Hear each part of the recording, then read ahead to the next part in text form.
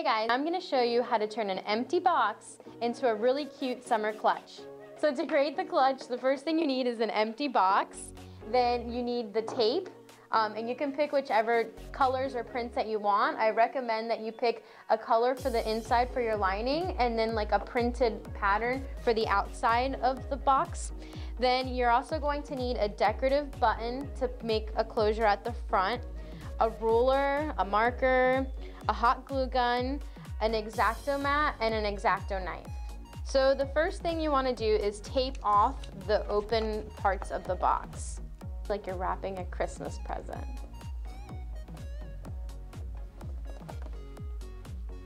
Okay, so everything's taped, the box is closed. We're gonna take a ruler and we're gonna make a giant X on the back of the box using a marker. The next part is to take an X-Acto knife and cut along the lines. But what I'm gonna have you do is just kind of place the knife down and follow the line. We're gonna take it back to kindergarten here. Then when you almost get here to the tip of it, don't make it a complete triangle, try to round that out. And I mean, it could be a triangle, but it just looks prettier if you make it kind of rounded at this part. And then now cut this edge. Next, you're gonna take the sides and kind of just pinch them. And this is just to kind of create the shape of the purse. And then if you need to do any cleaning up of your edges, just go along with the X-Acto knife on your mat and just pull off any little edges or pieces that look funky. This part doesn't have to be super pretty because this is gonna be in the inside. And then just go back around with your X-Acto knife and kind of line it.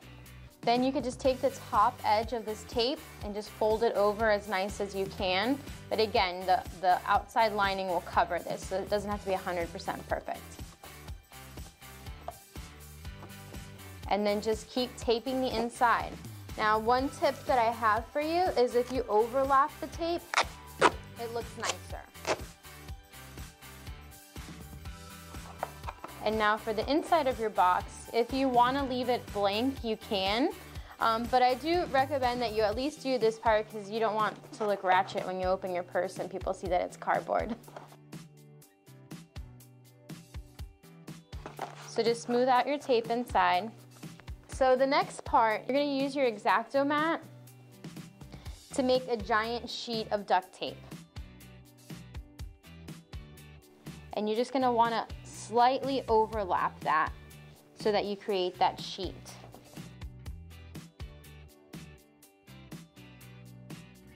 Gently pick up the sheet of tape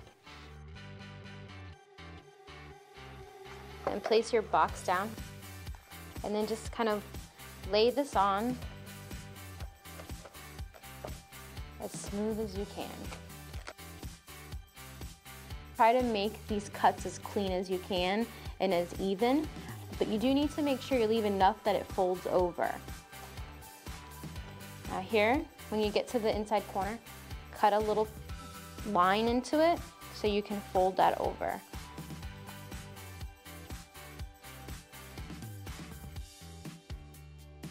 Now just make sure you fold those edges in as nice as you can along the top.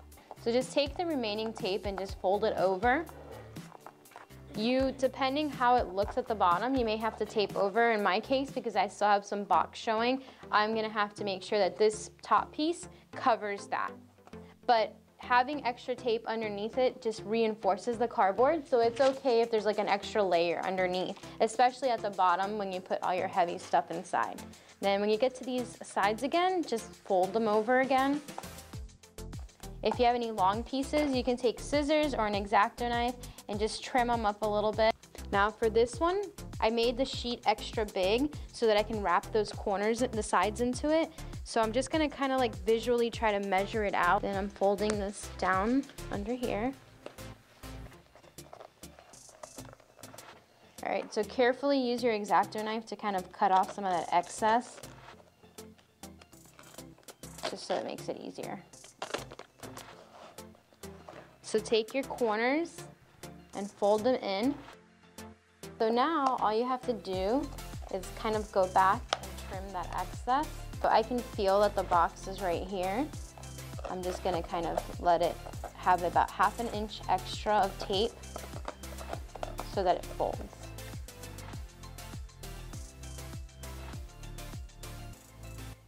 Next part is to add a button closure to your bag. And we're gonna do that by gluing this on. You could just plug it right on. Okay, so let your button dry and then take a piece of Velcro. If you have the Velcro that has adhesive on the back, you can go ahead and just stick it on. Mine doesn't have adhesive, so I'm just gonna throw a little bit of glue on there.